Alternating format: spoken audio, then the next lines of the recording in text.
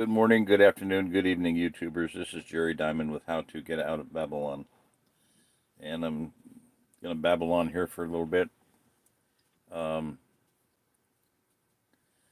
so I'm sensing this, okay? This is exactly right what I've been feeling. And that is that people are distressed, discontented, and in debt to some degree, having not, let's say it's not, maybe not in debt, but not in the best of shape financially, okay?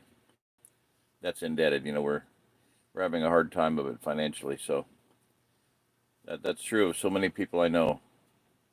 Rock in Colorado, Dave down in Texas, Jack over by Festus area, and Ed and Jen down in Texas are planning on moving up here.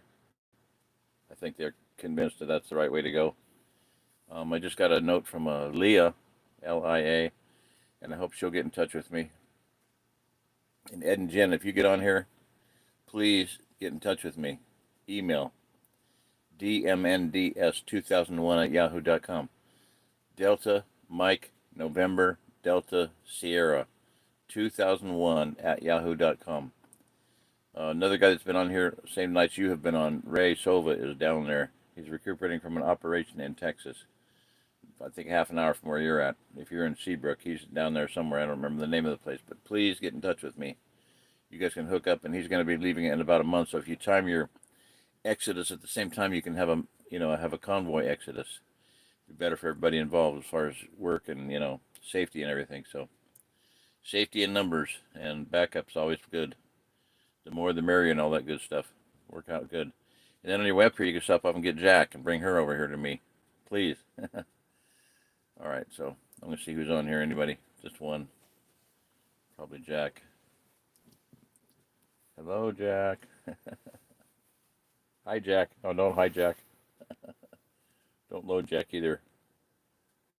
I got you. Okay, good. Hallelujah. Well, we'll see if anybody else shows up. I don't know. So anyway, yeah, the situation is not one where we can waste any time or money. None of us have time or money to waste. So decisions need to be made, and they need to be made, with wisdom, with foresight, planning, with counsel, good counsel. How many times in Proverbs does it talk about in different wording, but there's safety in a multitude of counselors. I think it's 11:14. Proverbs 11:14 says, "In multitude of counselors there is safety." IMOCTIS. I like acronyms. Imoctus. In multitude of counselors there is safety. You know, a king wages war with by good counsel. So we need to take counsel. We need to, and it says multitude. It doesn't say just one. It says a multitude of counselors. So don't just do something off the cuff. Don't just do something, fly by night or fly by the seat of your pants. Ask people's opinion that you trust and value. Not too many of us have a lot of people we can ask opinions of we trust and value their opinion, but at least make the effort. So Ed and Jen down there in Texas, please, please, please get in touch with me. Please, please, please get in touch with me. A lot of people are in desperate situations, and I mean, really up against the wall. Um, Rock has been just very, very nearly killed by his sister. I mean, she just sucked his life out of him, and he's a skeleton. He's basically almost looks like somebody from survived a concentration camp, type thing. Very gaunt, very lean, very. A lot of us like it, been starving. I think Jack's probably not been reading too high on the hog lately. And in that article I read the other night, it says that those who are living high on the hog, what do they care about changing the world order? They're pretty happy with it. But those of us who are not living high on the hog, we'd like to see new management. We'd like to come under new management, and that's what's happening here. We're seeing a transition from the old world, from Satan's world into the kingdom. And it's going to be done, as I've come to believe over the years, grassroots movement, one at a time. And that's what I've come to realize. These underground houses that I saw, one at a time. Somebody builds one, they get help. They build another one, they build another one. It goes 1, 2, 4. Let me say this. I just saw a thing just today, a little kind of not a joke, a story. Okay, guy told the story that this physician did something wonderful to this king. He saved his life or something, and so the king said, "You can ask anything you want, I'll give it to you." The guy says, "All I want is a piece of rice. I want you to take a chessboard and put a piece of rice on it on this one square, and then second square put 2 pieces, and then 4, and then 8." And the king says, "All you want is rice?" Whatever. He said, "You goofy." So he said, passed it up to the treasurer and told him to take care of it and handle it and pay him. The treasurer came back after a month or two and he says, "Sire, I have a problem." He says, "What's the problem?" He says, "I'm trying to pay this guy the rice that he wants. You told me to pay him." He says, "Well, you just get 1, 2, double it, just do it." The guy says, "Well, the problem is I've done the calculations," and he says, "There's not enough rice in their entire kingdom. In fact, there's not enough rice on earth to do that." Wow. So we get one person in, 2, 4, and just once people start coming in here and start working together, it's going to go exponential. It's going to go geometric, it's going to go astronomical. It'll go viral of helping people. So you just got to start the process of helping people, of caring about somebody other than yourself. There's people around here that are going to be listening to me, that have been listening to me, that can help someone.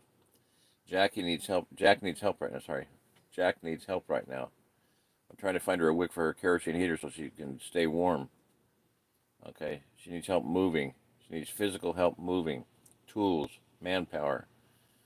It's got to happen. I don't want to leave her there. I don't want to let her stay there. She's in a very demonic area, very a high place, very demonic high place. And we need some spiritual warfare done too against this area. So I don't know how that's going to happen, but somebody fasting and praying and calling for a legion of angels to come down and fight the legions of demons that are there. Whew. 5, 6. Okay, cool. Somebody's pitching in here. So we need to work together. We need to get people actually caring about other people. And I've made the comment that from the start, Amalia, hello. Deborah Perry, hello. From the start that we need to work together and help each other. So I was getting ready to email you. Good. Yeah, I subbed. And I watched a few of your videos too. That was really sweet. You're very, very sweet, sister. Thank you.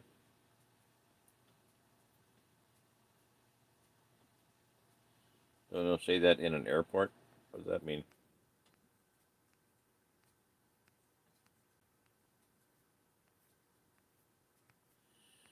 Okay.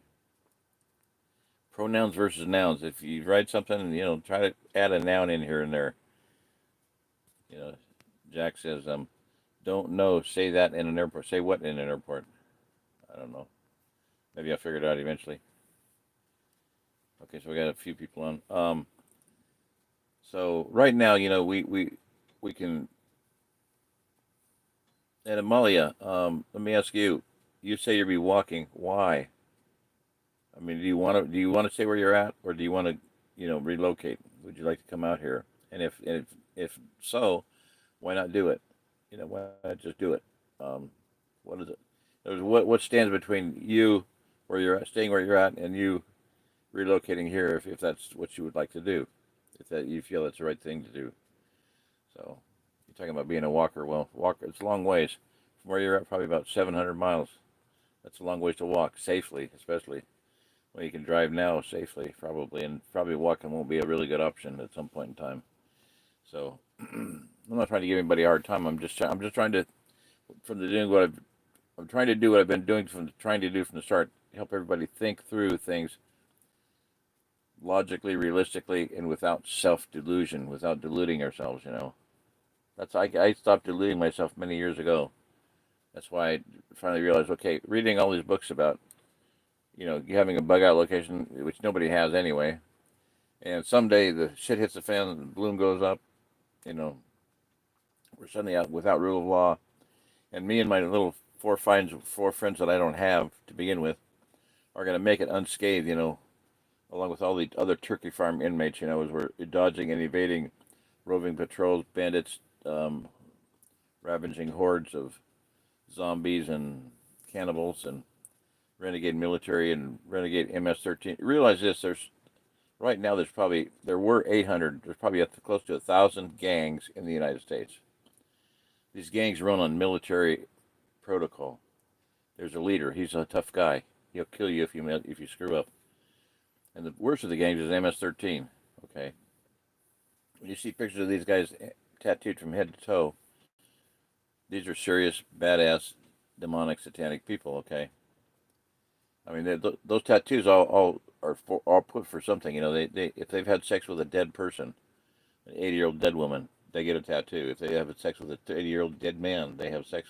If they have anally violated a man, they get a tattoo for that. And they're ordered to do these things. If they've killed and raped and eaten somebody, they get a tattoo for that. So when you see somebody tattooed from head to toe, there's probably some bad things involved there. All right, so there's gangs, and the thing is that right now we have rule of law. There's some control over these gangs. Some of it's just nominal because the FBI and the feds don't really do much about a lot of things. For instance, child trafficking, child sex pornography, and stuff like that. The FBI has never kept track of, this is what I've heard, and I believe it, has never kept track of disappearance of children. They don't keep track of them. They don't keep statistics on it because they don't care. They're part of it. They're part of the operation. So anyway, shut up, Jerry. Okay, moving right along to a less volatile topic. But yeah, there's things going on in this country that right now, with rule of law, they're at least somewhat curbed. They're at least somewhat controlled. Remove that rule of law where like in Seattle and Portland or wherever, where they defunded the police, and now they're just complete anarchy. Try to walk from Virginia here with no rule of law, with roving bandits, ruffians, whatever you call them, vagabonds, gangs, all over the place, nonstop. You have to be a super awesome survival expert to make it. Even Johnny Rambo would have difficulty making it because you're going to get spotted at some point in time. You can't just be invisible the entire trip. And for anybody that does want to come here, I pray and I speak benedictions, okay? That you be blessed, that you be led, guided, kept, protected, supported, hidden when you need to be hidden. Have food provided when you need food, have water provided when you need water, have shelter provided when you need shelter. I pray for those things and I just speak those things into existence for you. And if it comes down to you do end up walking, people end up, when I'm saying you now at this point, I'm just saying everybody, everybody's listening at whatever point in time in the future, whoever's listening, if that happens to you and you're on the road, I'd pray, just speak blessings over your trip, your journey. So, get my sleeping bag up here, it's getting chilly. Come on. So far I haven't had to get a bigger sleeping bag. Still using a little 45-degree one. Pretty amazing. Good little bags. Ledge. You want to buy something that's good? Get it from a company out of Utah, Mormons. Where is it? Come on. Come on. I know it says it on here somewhere. There it is. Blah, blah, blah, blah, blah, blah.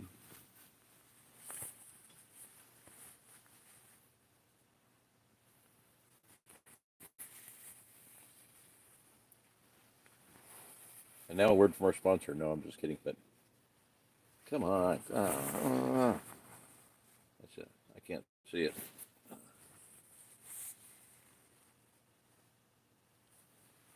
Ledge. Come on. There we go. Ledge Sports. I really like them. Good bags. And I've got this pair. I got a pair of these. I only get zipped together sleeping bags, and these are a zipped together pair. My reasoning being that I've gone over before, I'll just say right now, if you have a zipped together sleeping bags, If you have two bodies in it, you can stay warm if it's really cold. If you have a problem and there's a hypothermia situation, you can stuff three bodies in two bags. You get about one third extra volume. I did a look at my videos on them. I did videos on stuffing balloons in this pair, this exact pair. I got a whole bunch of balloons on eBay and I blew them all up and I stuffed them in the bags. And I think I got 8 in one bag and 21 in two bags. So you can get about 2/3 more.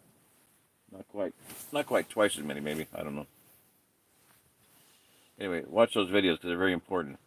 So if you have somebody with hypothermia and you got to warm them up, you can put the cold body in between two warm bodies and keep them alive.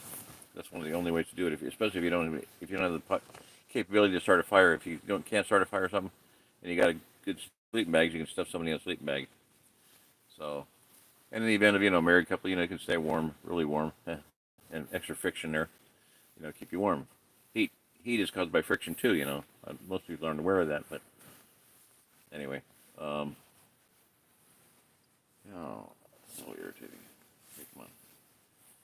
So anyway, yeah, 2 bags, 3 bodies, and if it's a family, I went up one time camping with my three oldest children.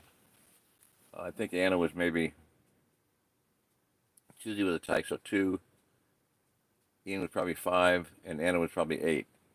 Okay, about 3 years in between. So we slept in there. I slept diagonally, never touched any of the kids. Susie was next to me. The baby was next to me. Ian was next to her. He didn't kick my knees. Never kicked my knees. And Anna, the oldest and the tallest, was at the far end of the sleep, this other end of it from me, and she never hit my feet, and I never hit her feet. I don't remember feeling any of the kids. We all were very warm, of course. I don't remember how cold it was. It wasn't 30 below, but it was. We had the sleeping bag because it was chilly out. We were camping up in the Rockies, so of course it's going to be cold at night. And if you're up there in summer, it can be cold. I don't understand why it's got to be so complicated every time. Upside down, backwards, inside out. Da da da da da da da. Yeah, twisted. It's a twisted deal here. All right, one more time. Once more into the breach, dear friends. Once more into the breach. The right side and the right side and the left side and the left side. That really helps.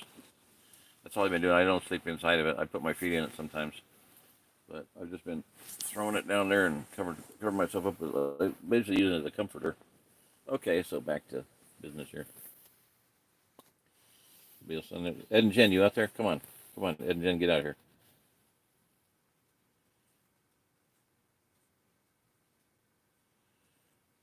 Ray Shova.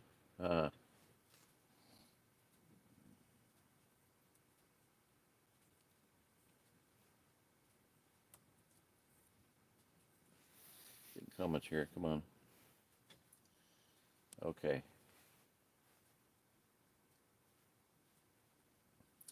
So Molly said she's ready to email me. Good.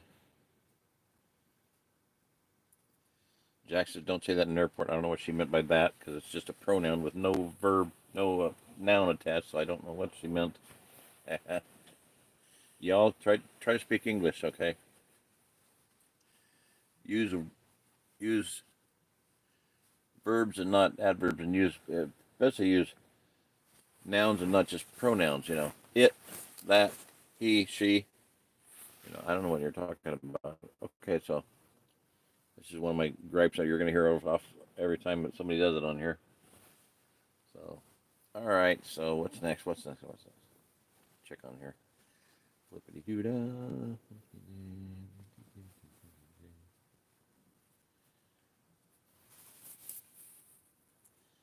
Deborah Perry. Hello, Deborah. Hi, Jack. Oh, hijack. Yeah, it. Okay. Low jack, hijack. Yeah. That's like I'll tell you funny. In when the World Trade Center happened, my son and I were in Estes Park, Colorado, taking a fiber optics seminar, and had the towers not fallen, because that blew the market blew the bottom out of the market of the fiber optics industry because it just so disrupted the economy. Okay, but the guys that were running the thing said that we would have made, because they paid you $25 an hour from the time you left your home to the time you got back, plus per diem expenses like for motel and food and everything. They said we would have, like, if we'd left to go to Washington, state of Washington, we would, from the time we left our door to the time we got back, we would get paid $25 an hour. They said we would have been making $25,000 to $40,000 a piece a month each. Wow. Boom. Thank you, whoever did the 9/11. And it probably would have ruined me. It probably, it's probably a blessing from the Father that it didn't happen, because, man, what I would have done with that money, I don't think I would have trusted myself with that much money back then. Anyway, that was a bunny trail. Bunny trail, bunny trail, bunny trail, bunny trail. That play from several aspects. Oh yeah, the guy that headed the thing up, he said it was amazing. We watched the replays all morning long. I mean, we were just sitting there stunned to watch them over and over again. A plane hitting the towers, another plane hitting the towers. Watch that all morning long. About 1 o'clock, he said, "We got to get back to business here." So he reconvened the whole operation. There were people there from all over the world. There were 2 engineers there from the island of Mauritius in the Indian Ocean, for crying out loud. There were federal employees there. There were state employees there. There were people from all over the world and all over the country to learn how to do fiber optics, splice it and install fiber optics, okay? And at that time, they were begging him to go out and ring cities with fiber optics, like LA and stuff. He would not take LA. He said, "I'm not taking my people out to that dangerous of a location." So anyway, one of the things, you had to fuse the little fibers, little tiny fibers. You had to fuse them under a microscope. You had to fuse them. Got that? So he said when he went to the airport, he had this big military-looking case, and they'd say, "What's this?" And he would say, smile and say, "It's a fusion device."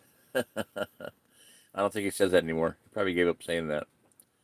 So anyway, that dropped the bottom out of the market. We didn't get our job, and blah, blah, blah. Probably just as well, I think. I think it probably would have destroyed my life.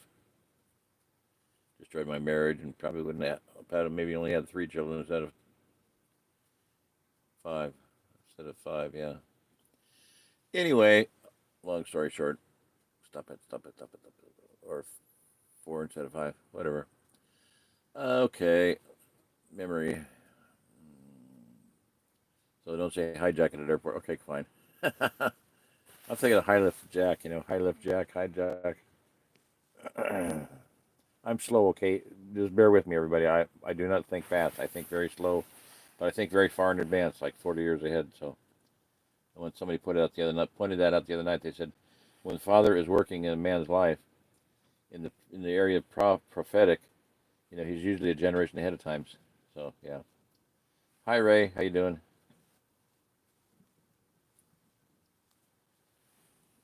I love walking. I would love to move there. At this moment in time, Abba has me where I am. I know He will move us when it is His time of good. Us, that means plural, more than one. That means family, husband, children, and probably soon. Well, that'd be wonderful. Love to see that. But if you're taking us, then you don't want everybody to be walking, even though you love walking. But walking probably, like I'm saying, it probably wouldn't be the best thing in the world to do. I see evil every day at my job. Oh yeah, horrible. Yeah, it's 13. 18. What's 18? I didn't know there's another one. Both are in Tennessee. I met one at a gun show in north central Arkansas. He was on a mission. He could care less. I spoke Spanish to him when I greeted him. Oh yeah, they look through you with eyes of the 1,000-yard stare. The eyes of death. Yeah. Yeah, Jack, I got it. Hi, Jack.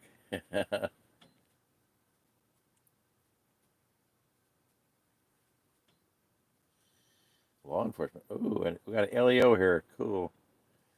Greetings, Deb. Good blessings on you and protection over you. Yeah.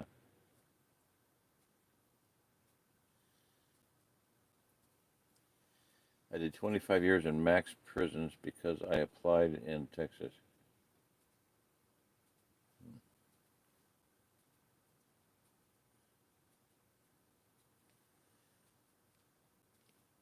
Yo, Gaddy Anton.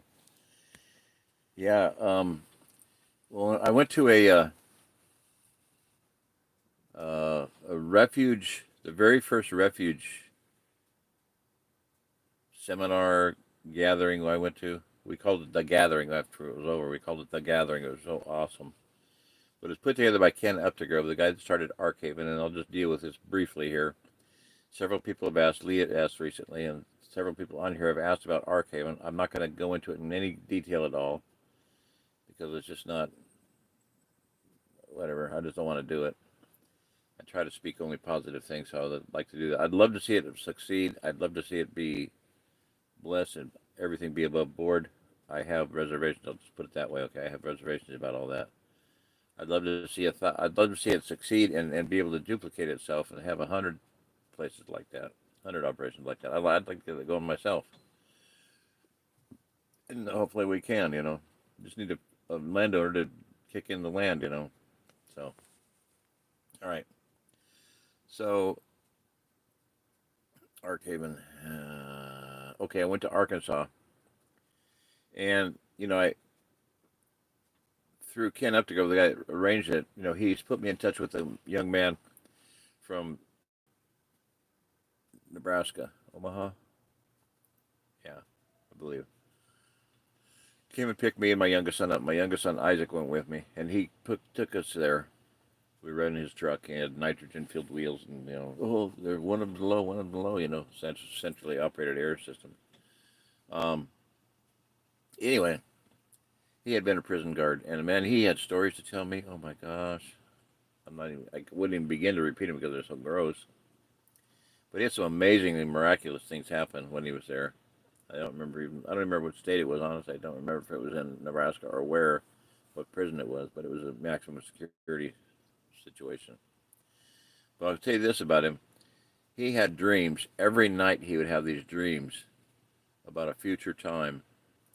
And it was in detail. It was like every dream was like he would have one dream, and then the next night he'd have another dream, but it would be pick up where the last one left off. So he was in a city, like a township-sized city, a huge city, gigantic city. And the city was a manufacturing plant. The whole thing was manufacturing system. It was highly secure. He said an M1 tank could not get in the city because of the rock formations. Gigantic, it's like a canyon of rocks, an obstacle course to go through. You could not get in. If they didn't want you in, you weren't getting in. They'd drop a rock on you that was the size, 10 times bigger than your tank and crush the tank. So, anyway, so many weird things he told me about those dreams. It was just, he described it in detail as much as he could, and I can't remember a lot of it. I remember that at 10 o'clock at night, all power was shut down to the entire city, so that all the power is diverted to grow lights in the underground food production systems. And they manufacture stuff for like an entire region, like the OzArk Plateau. And he expected to see it when he got there. He thought it was in Arkansas, and he expected to find it and see it. He described it to me well enough that I think if I could get on a good application like DeLorme maps or topological maps, I think I could find it. So maybe someday that will exist. Maybe it was a different timeline. I don't know. Maybe it was a different universe. I don't know.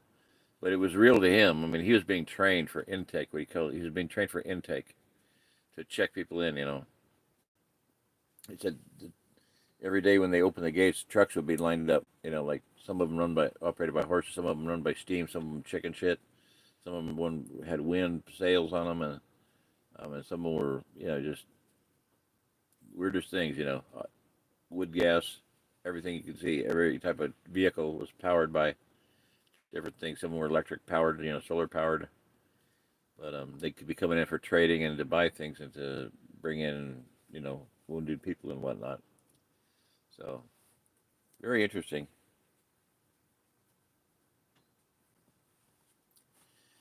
So, anything else I want to talk about that? I don't know. Oh, prison guard. Yeah, that's where I started off with Ray and Deborah, prison guard stuff.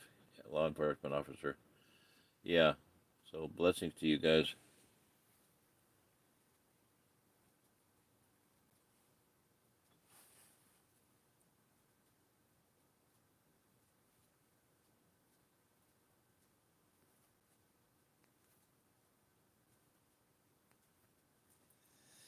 Five adult children, me and Hubs. Okay, 7 people. Man, that's 7 adults. Need the manpower. Come on out. Pastor Joe Fox just revisited Archaven a few weeks ago and promoted on his channel, so I assumed it was awesome. I looked into it 3 years ago. Yeah, somebody else said Pastor Joe's getting a hefty commission or something on that. I don't know.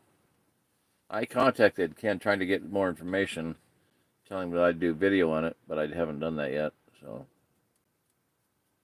I don't know.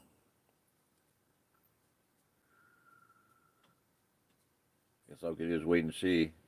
I'd love to have somebody go in there, like undercover, just go in and buy something, buy one of the properties, just get an inner feel for the whole thing. Because I've heard a lot of tales of things that aren't terribly positive. I'd put it that way. And for most people, you're not gonna be able to afford it anyway. $10,000 an acre is ridiculous. You could buy acreage for used to be a guy for 1,500 an acre. It's going up. Yeah, I understand that it's going up, but still, if a few people got together, 4 families got together and pooled their money, we could buy a 40,000, 40 acres or 80 acres or 160 acres or 320 acres, and subdivide it and everybody come out good. Everybody come out, having made a good profit on it and helped a whole bunch of people.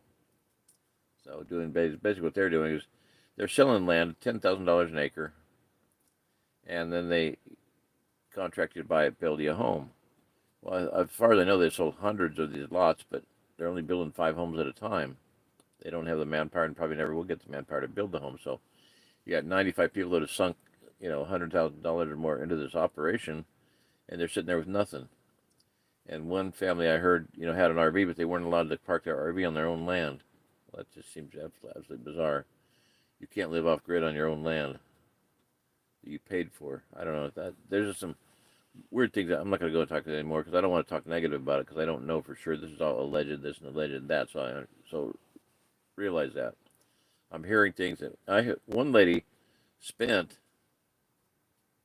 like $2,000 or $3,000 on a trip to go visit and was just shunned, and whatnot, and just basically kicked out and not treated well at all. So I don't know. That was pretty weird, very weird. And this was somebody I know personally. So that didn't sit well with me either. So write me off group, offline, online. Write me on my email, dmnds2001@yahoo.com. Delta Mike November Delta Sierra 2001@yahoo.com. And somebody, CJ John or something like that, wrote me, but I can't find your email. So if you're on, CJ, I think that was who it was. I tried to find it, but I can't find it. I didn't see any emails. And understand if they get buried. If you're going to write me an email, put something in the subject line that I'll recognize, like live stream and your name, and I'll recognize it. But this guy wrote me and I can't find it. So.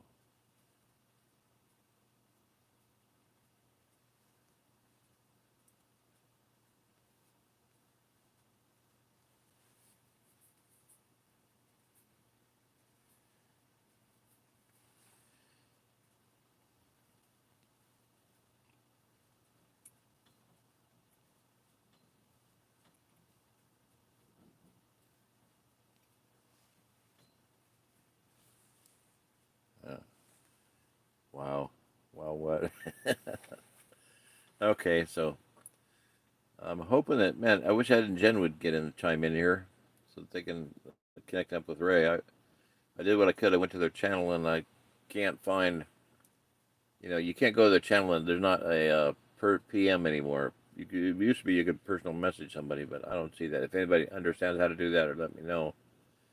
But I haven't been able to. So I'm in contact with Ray.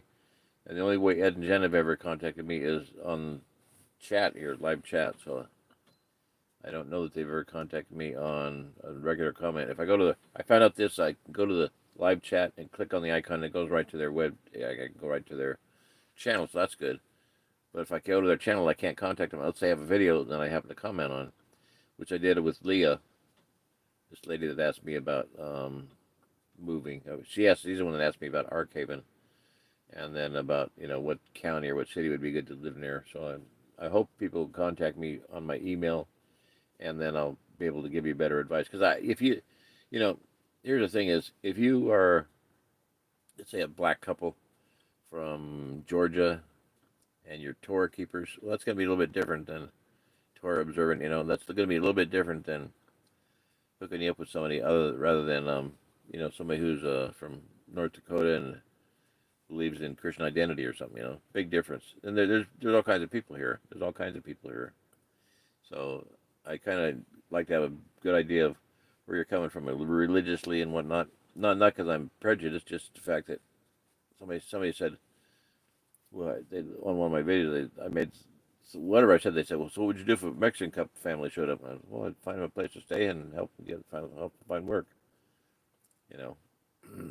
Why do you ask? Because they thought I was a white supremacist. Well, whatever. Imagine what you want, think what you want. My feeling is that when people are starving to death, they're not going to care whether a Vietnamese farmer raised their food or a, Mexican farmer. A very good friend of mine grew up in Nicaragua and way deep southern Mexico. They showed up in one area, and the father showed up, and they had his whole entire family. They felt let to go there, and they realized that, man, it's a bad time of year, and we're going to starve to death. And this old man came up to him. They met this old man, a Mexican guy, and he says, "Oh, don't worry, God has, prepared me to take care of you. I have all the food you need, and I can teach you how to grow food." He says, "But don't worry, you'll eat very well. You'll eat very well, senor." So very cool. So here's a bunch of white folk from up here in America going down there to Mexico, and don't worry, we will feed you very well. And the thing that blew me away was that they left for a long period of time and came back, and they left almost all their stuff there. They had to leave for whatever reason. I don't know why, but they get back there, and the people said, "So do you want to get your things now?" And they said, "What?" They said, "Your belongings you left here, they're still in your house." I said, "Are you kidding us?" I said, "Well, they were yours. They're not ours. Nobody had the right here to take them, so they're still yours. Yeah, they're still safe. We kept them safe for you." Wow. You think that happened here in America? Anywhere? Anywhere? Nah. Ooh, he owes me $5. I'm going to steal everything he has. I'm going to take everything he has. Yeah. They'll steal your house out from under you, which is what Jack's faced with right now. So please be praying for her. Please, please, please. Very difficult situation. The snow crushed the carport that she built herself and didn't do damage to the fifth wheel, but now she can't fix the roof on it. She can't get up there to fix the roof. She needs a sawzall, she needs manpower, she needs some spare arms, some help, serious help. Pray for Dave Souza. He's in Texas, wanting to get up here. He's figuring on maybe just dumping everything, selling it, and coming up here. I said, "Sell all you have and come follow me." He's talking about selling his fifth wheel. So their fifth wheels are very hard to move. You gotta have a truck, you gotta have a adapter, you gotta have this, you gotta have that. Don't buy a fifth wheel, just buy a bumper pull, man. Everybody's brother's got a truck that can pull a bumper pull, and even that's difficult because they're heavy. You gotta have stabilizer bars and to do it right, and a good heavy truck and good heavy brakes and electric brakes to the back or hydraulic or whatever. Gotta have a lot of things, air brakes or something. Not easy moves. So yes, they're mobile homes, but they're not that mobile. That's the problem with them. Good tires, or you have a tire blowout and the thing goes crash and the thing rolls. Everything you own just blown up and scattered all over the highway for 300 yards. Axle bearing melts down. You got a wheel welded to the axle. You got to have that cut off, replaced. Not good. I have to remove the whole entire axle and buy a new axle. Things that happen on the road, you don't want to have happen on the road. You want to have them happen right at a repair station or at an O'Reilly's or at a shop that's built to handle that kind of stuff. So, all right, well, let's see if Ed and Jen get on here. Come on, Ed and Jen. Ed and Jen, Ed and Jen. Come on, Ed and Jen, get on here.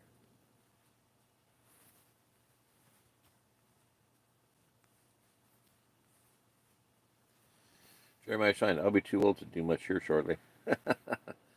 Oh, you're wearing yourself hauling firewood, dude, huh? Did you get your firewood in for the night? I think that Jeremiah works a job. Leah, hello, Leah, hello. Hey, Black one, Virginia, come on out, Leah. We'll get back to that in a minute. Jeremiah, you must work a job because you're always hauling firewood after dark, which is not a good time to be hauling firewood. Or just haul twice as much in one night and take a break the next night. Ray Shova at Amalaya, Salt and Light Gypsy. Beware of non-refundable down payments at Arkham. Yeah. Yeah. Yeah, anything that's non-refundable, man, I'll tell you what. Not cool.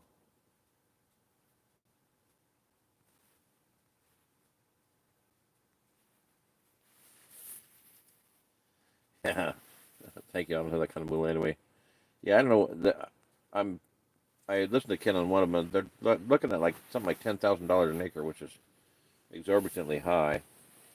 And I understand there's a lot of other things involved with it, equipment stuff, but that should be factored in better, I think, and not be taking it out of people's pockets. I don't know. I'd like to see it succeed. Like I said, I would love to see it succeed. I hope it does. I hope it becomes a model for 100 other operations like it, similar on the OzArk Plateau. That'd be great. But I'm not confident that it's going to happen. So, whatever. All right.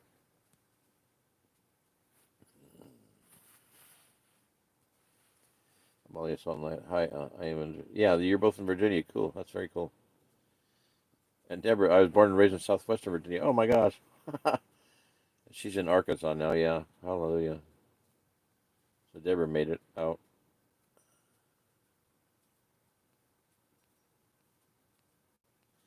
Yeah. See, this is interesting that two of you are in Virginia, raised down in Texas near Ed and Jen. If they get their butts on here and say hi, we'll get in touch with them. But yeah.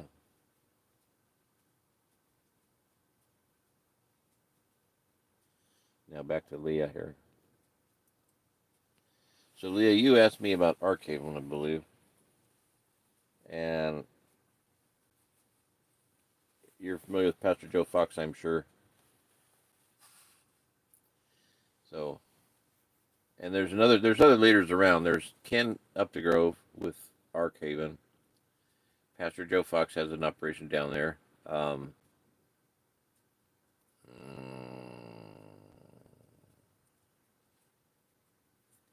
New to Torah. Somebody help me out here. I'll tip my tongue. Younger guy. Not that big of a deal. Okay, New to Torah. That's an operation. He's down in Arkansas somewhere. John Holmes. John and Batya Holmes. Batya. His wife's name is Batya. John and Batya Holmes are in Harrison, Arkansas, and they are. He's the head or whatever administrator of something called OzArk Hebrew Heritage Alliance. So you might some people might want to touch base with him. And if you touch base with me via email, I can give you phone numbers and stuff for like Ken and Pastor Joe Fox and emails or some of them. Michael Peebles is in Dogwood, Missouri, and Holmes is in Harrison, and Pastor Joe Fox is somewhere down in Arkansas. I don't know. He has high operational security, so you don't get in touch with him unless he wants you to. Who else was I trying to think of, though?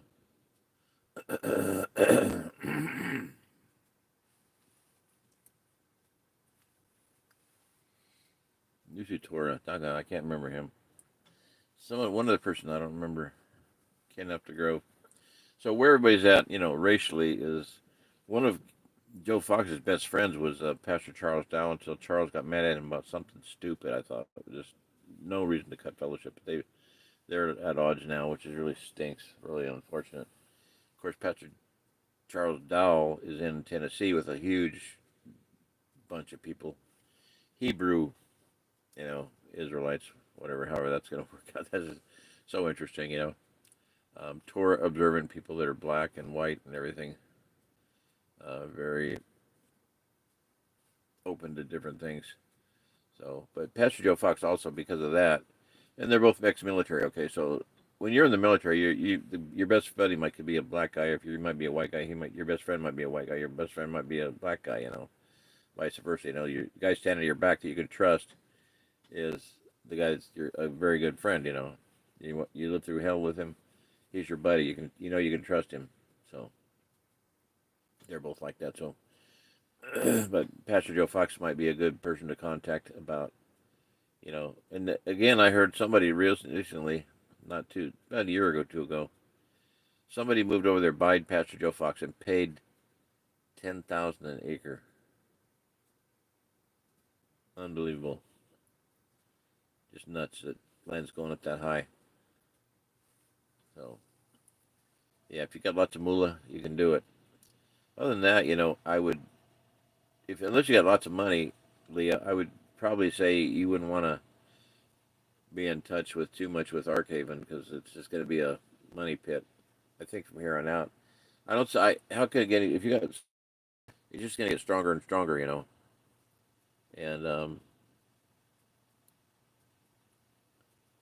more people get wrapped up in it, more money's going to be there, and it's just going to get more of a magnetic pull. I hope it works out. I hope it works out. I hope it is working out. I don't even want to say anything bad about it because I'm hoping it works out. But when you got 100 homes to be built, and people waiting to live there, they've sold everything they had and invested it, um, and they they don't have a home to live in, and they can't put their RV on their own property. That's weird. I'm sorry. Maybe that's not true, but fess up. I'd love to have somebody go down there and find out. A single guy, like an ex-military guy, go down and just check into it, just to see what is really going on. So, I don't know. That's all I want to say about it. But as far as racial and different things, yeah, Leah, I would just say touch base with Pastor Joe Fox, and there's people here in the OzArk Plateau from everywhere on Earth. I mean, there's Russians here. There's people from there's Chinese, there's Koreans, there's Iraqi. There's an entire half of not Cambodia, but Khmer Rouge, the people that helped our military in Vietnam. How could I forget them? Laos, Cambodia. Um, they fought with our military side by side with them, and a lot of them were brought over here, and a lot of them were down in Arkansas.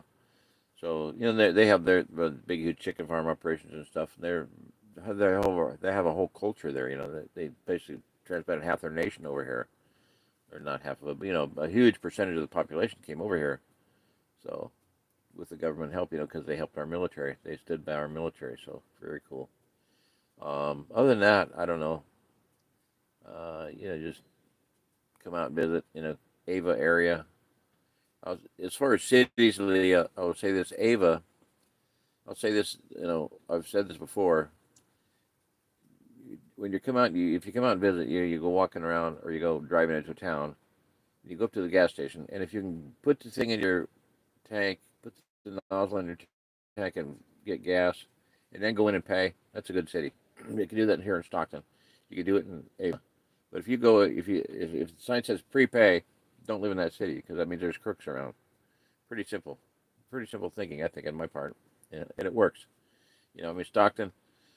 you know, Deputy here one year said, I don't know the whole story because I've said it before, but he pulled. Okay, I'll recap it really quick. Guy pulled me over one night. He didn't give me a ticket. I was speeding. I was trying to get home before dark because my alternator was out and my battery was going to go dead, and I was going to be able to see where I was driving. So he didn't give me a ticket, and I saw him at the Black Walnut Festival at the end of the year. It's like the end of the year festival, right? Harvest Festival. And I looked at him and I said, "How you doing?" He goes, looked down at me. He's about 6'5". He goes, "Pretty good. How are you doing?" I said, "Okay." I said, "You pulled me over one night." That's how I opened the conversation. "You pulled me over one night." And he fired back with, "I didn't give you a ticket, did I?" I was like, "How'd you know?"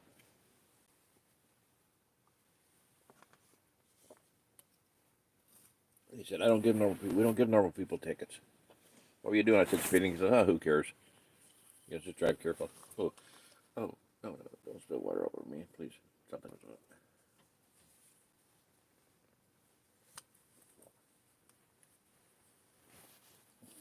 on it. But he said, we don't give normal people tickets.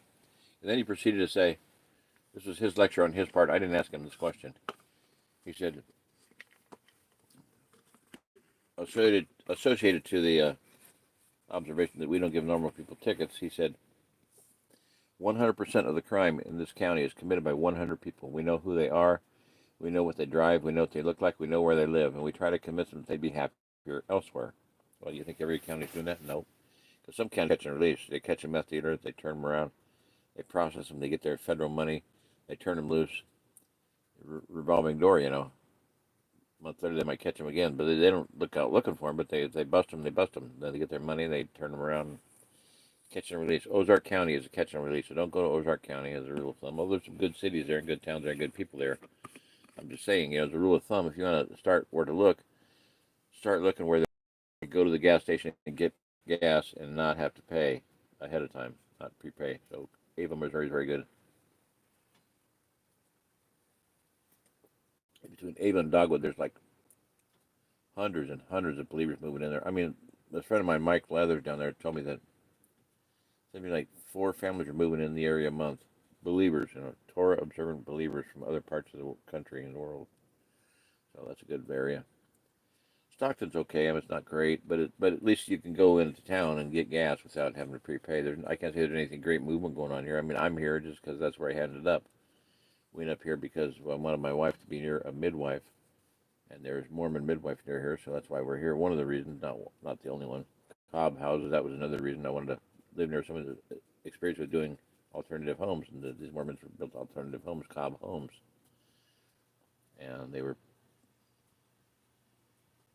3 reasons, 4 reasons, whatever. Anyway, go into that later. So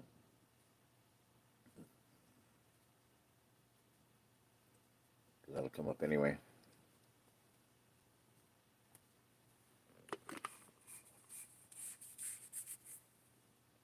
So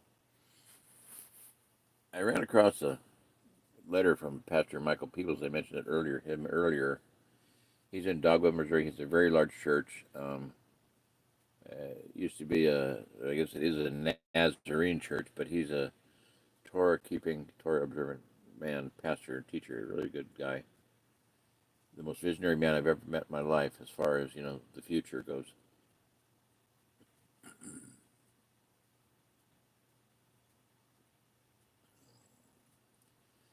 And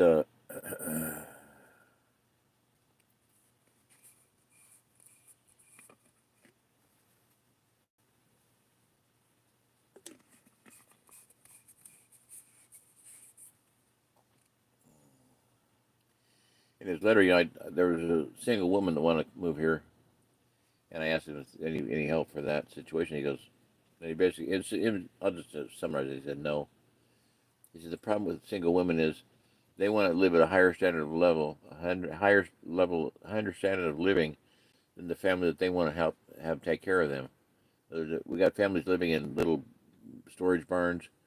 We got people living in, you know, sheds, in garages, in haylofts, and people want to come in here and they want to have a nice home. They want to have a hot shower every day. They want to have electricity all the time.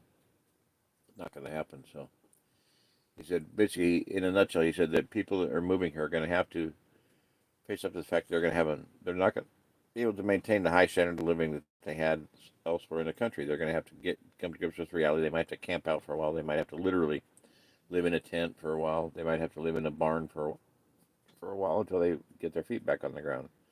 So that's one thing I just got to tell everybody. You know, that not a life of luxury. And Jack knows that. Her and I are both living in a fifth wheel camper. Dave Souza's in a fifth wheel camper. Rock don't even have a place to stay. So, and I've done what I could. You know, one of my maxes, one of my protocols, one of my directives. Okay, what is the directive? The directive is here's a direction for you to follow. You know, it's kind of a order, command, guideline. You know, rule of thumb. Okay, one of my directives for the Ozark Plateau is that you leave a place better than you found it. And that's what I'm trying to do here. I've accumulated two fifth wheels and two airstreams. Now, what kind of condition are they all in perfect condition? No, they're not all in perfect condition. Could they be repaired? Yeah, anything can be repaired. They can be fixed up. I ever offered one to Dave Souza to fix up. I have all the stuff brainstormed to do it. I got the materials sitting here to do it with, so not the materials to put a cover over it, I was saying.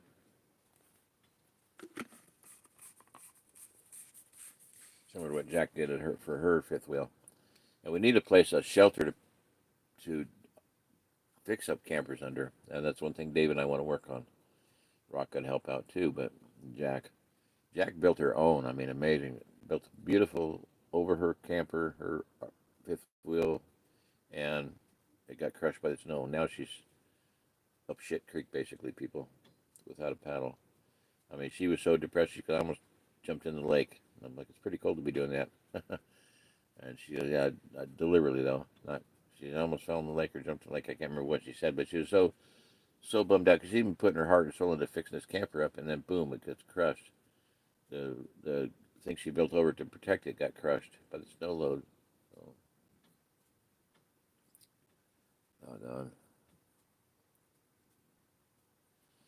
So anyway, that's neither here nor there at this point. But I'm playing for help, praying for help, and pleading for people to care about somebody else. You know, I know people on the East Coast that are sitting on a whole bunch of money. One guy said, "I got my gold and my silver and my guns, my AK-47, and I can't wait to come out and be in community." And this guy was a complete troll on this group that he said that on. Destroyed the whole group, actually.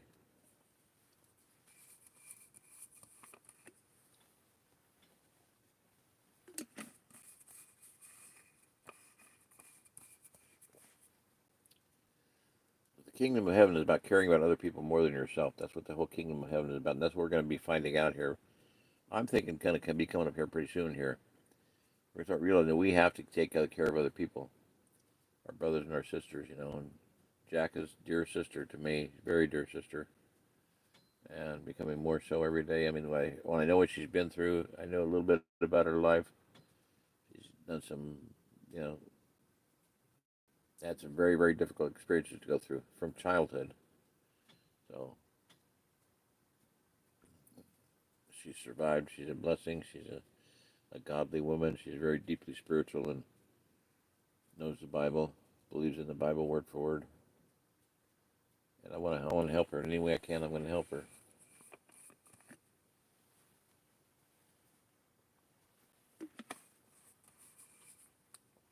So I'm going to check the comments, see what's going on here. I don't really have a theme other than the Bible verse I put up the other day from 1 Samuel 22 verses 1 and 2. And David escaped and went to the Cave of Adulum, and the Cave of Adulum in the Hebrew basically indicates that it was a fortress. It wasn't just a cave. It may have been a cave up on the side of a mountain, so hard to get to it. It has the connotation of being a fortress area.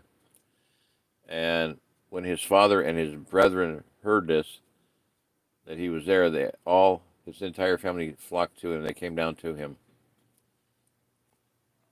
and there was about 400 men there. But it says all those that were distressed, discontented, and indebted came to David. He had a motley crew there, a bunch of ruffians and scruffy nerf herders and lowlifes and scumbags.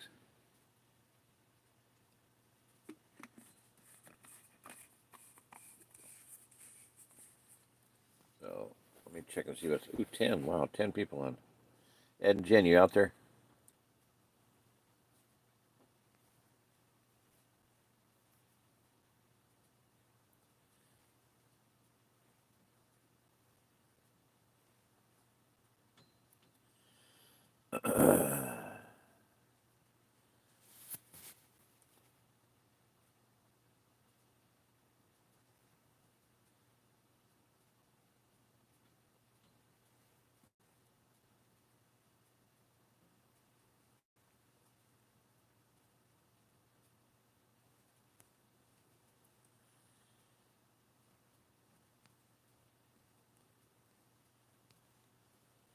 Lee asked Deborah, "How do you like it in Arkansas?" So hopefully, Deborah will be able to reply to that. Leah, where else in the Ozarks should we? Fade, sorry. Hit two things to make it come back, and it didn't come back. Where'd it go? Click on the little thing, live chat. Okay, live, come on.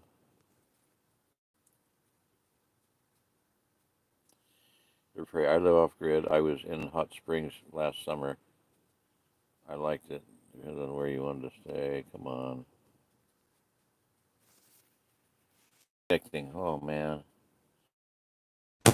Fiddly dee. Come on. Hey, if it happens once more, I'm going to reconnect. I'm going to set up my tablet on hotspot, which I don't think I have on right now. I don't think it's turned on right now. I'm having trouble connecting.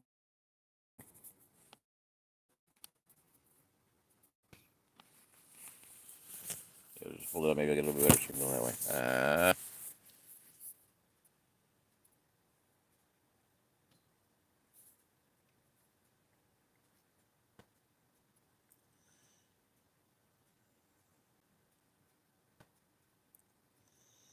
Okay, Leah asked Deborah, "How do you like it?" And Leah answered yes to something.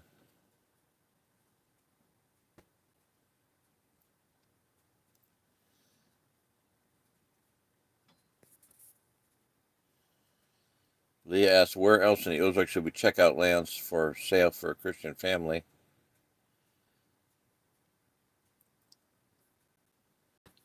There's a video narrated by a man explaining the ordeal he, his wife, and family went through, including dogs.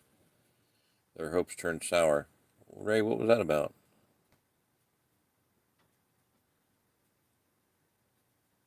Was that a specific area or something? What is going on with my phone? Oh, my hand's in front of it. I got it. All right. I'm trying to get it up a little bit higher. It kept reconnecting. The Hebrew Israelites north of Nashville believe in polygamy. Pastor Dowell's congregation. Food for thought. Like that's to warn them away or to send them there, Ray.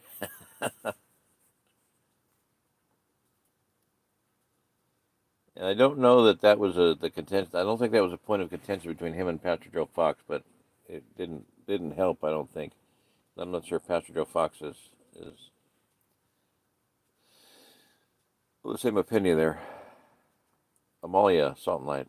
I had a vision of tent camps, kind of like the movie Defiance. Yeah, I had just not a dream, but a sight in my mind about 1980 of a bunch of tents across a pasture against a tree line.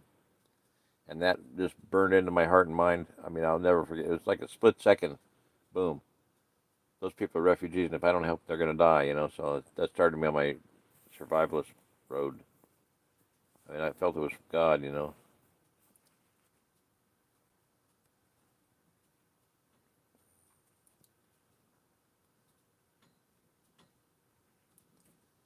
Ray Sova says, Deborah Perry. I live off grid. I was in Hot Springs last summer. Liked it. Is off grid permitted in that area?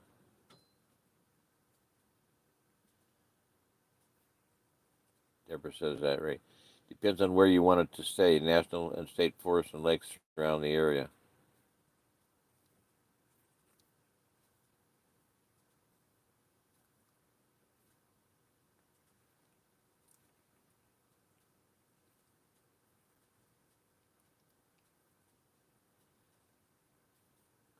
The question is off grid permitted in that area? Of course, off grid is permitted. If you're off grid, you're off grid.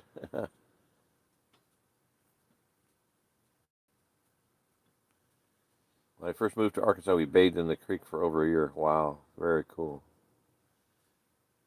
And Deborah, if you could remind me where you're at, you're Hot Springs. That's right, Hot Springs. Okay, sorry.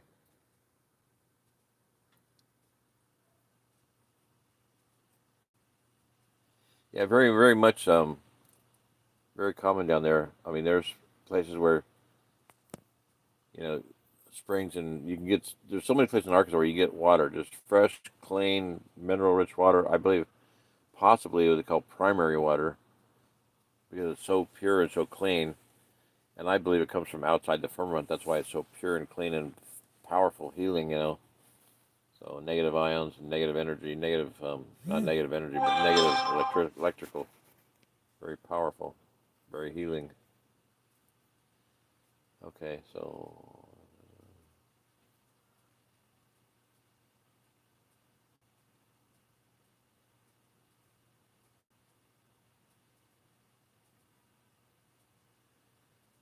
that kind of answers the off-grid thing. Yeah, we bathed in the creek. Zimbabwe Zach, how you doing there? Hello. I'm trying to fix my mind where everybody's at. So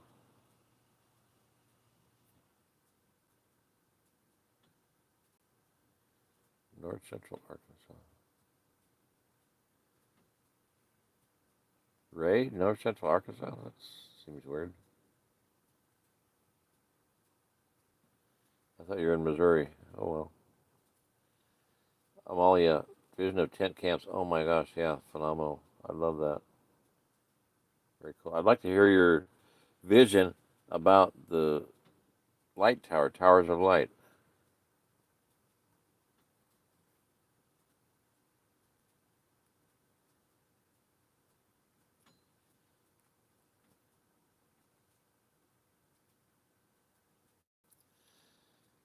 Deborah says Arkansas is beautiful. Oh my gosh, it is beautiful.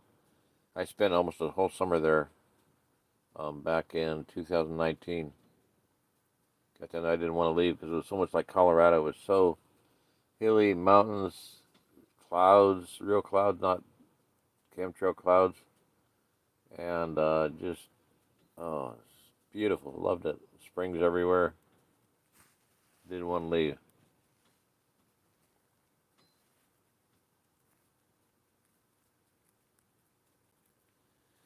I ordered that book you were talking about. Okay. What book?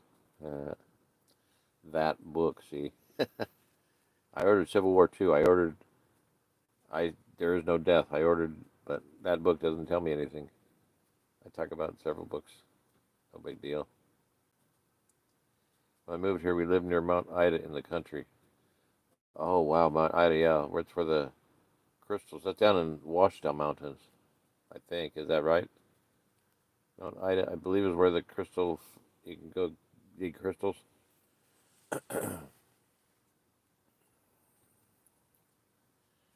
Okay, so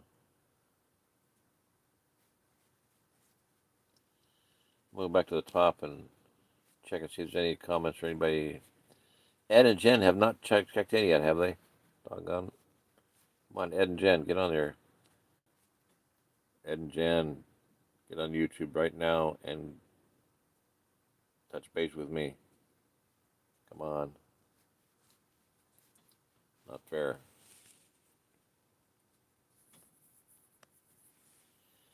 Don't say hi, Jack, in an airport. Hi, Jack. How you doing? Amalia, I'm looking forward to your email. Shalom. Shabbat shalom, everybody. Deborah Perry, Jack, Jerry, Ray, Amalia, husband, 3 adult children. Cool. Are y'all fairly close, Amalia? Are you in good terms with your children and everybody? Are y'all a pretty tight knit family? That would be wonderful. It'd be so cool. I mean, you can come out here and just build your own house and have, you know, understand this, people. If you build yourself a house or get a house paid for, you put about $1 million in your pocket because the amount of money that you spend in the course of a lifetime on housing is about $1 million. I mean, add it up, Try to pay off a $300,000 mortgage without spending $1 million. You're never going to do it. The reason they call it a mortgage is because it's mortuary, mortician, mort, mort, mort, mort, mort, mort, death. Pledge. Mortgage is a death pledge. They're betting that you won't pay it off before you die, so they can resell it to somebody else and make twice as much money on them. But anyway, if you build a house, you put $1 million in your pocket. So you Amalia, you, your husband, and your 3 children could come here and build a cob house, build a corduroy house, build anything, build an underground house. Just the materials here to do it. You can come here, build your own house, and have a very safe, very, you can do some of this wind-proof, tornado-proof, hurricane-proof, fire-proof, earthquake-proof. What else? Proof? Bullet-proof, bomb-proof. You can build a home that's withstand fire and wind, earthquake, wind, and fire, earth, wind, and fire by building it from the earth, in the earth. Okay, and have a wonderfully healthy place for the rest of your life, and grow all the food you want, and live free. If you have shelter and you have food, you're free. If you have health and food and shelter, you're free. You don't need anybody's help. You don't need to do anybody. You don't need to do what somebody tells you to do. You don't have to take a mark at the beach. You don't have to get a vaccine. You don't have to do anything. You say, bye. You don't come on my property. We don't need you. No, you're free. That's what liberty is about.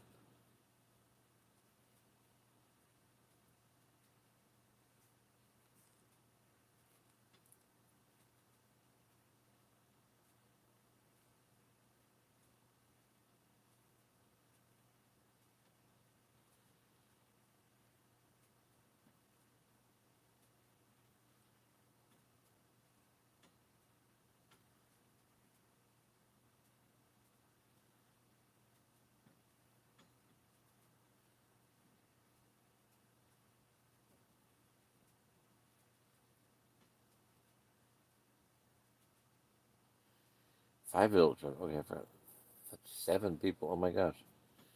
They get manpower there? Yeah. Uh,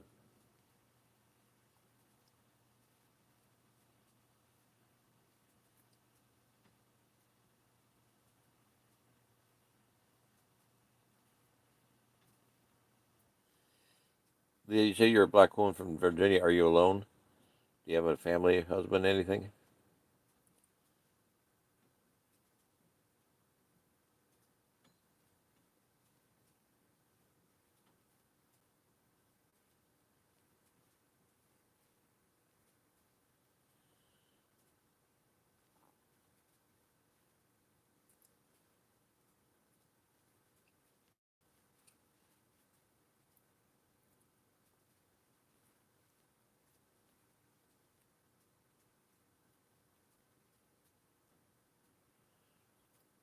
Okay, Lee, you say, where else in the Ozarks should we check out lands for sale for a Christian family? Okay, so you have a Christian, you're with a Christian family, I'm assuming, not by yourself. Okay. And then Ray says to Leah, there's a video narrated by a man explaining the ordeal he, his wife, and family went through, including the dogs. Their hopes turned sour. I mean, but what was this? What was the purpose of saying that? What was that about? Where was it? You know, I don't get that.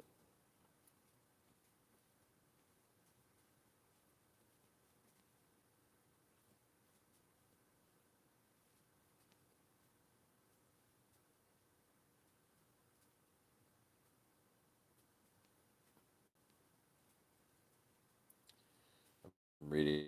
I'm busy. Deborah, I moved to OzArk, so we bathed in the creek for over a year. That's cool. Cold shower. Take a cold bath. Take a cold shower, dude. I'll get your blood pumping.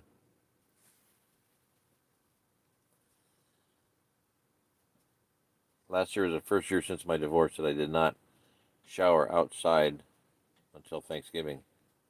Thanksgiving was always my cutoff date because it just got too cold after that. But right up till Thanksgiving, until last year, I would shower outside with a cold hose, ice cold hose. But I figured it wasn't that good for my health because it can chill my chest cavity down. Your heart can get stressed and die. Knock you out. So yeah, I don't think I'll do it too much anymore.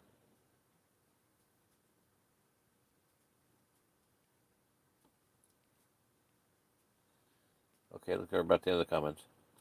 Yeah, there's no. Okay, I figured that. I mentioned. I just say that, not giving you a hard time, but I've talked about Civil War II also. But I've talked about There Is No Death a lot because it just so jives with what I see happening. I think it's time to see it. I think it's time for us to get out I think Exodus is going to be this Passover. Think about it. Passover. That's when they left Egypt. Passed over the Jordan. It's time to pass over. And this Jim Staley. In one of the first streams, I put this thing up there, a link for this talk from him. It was just a message that he felt given from the Lord, but he talked about crossing the Jordan. So I think it's about time to do that,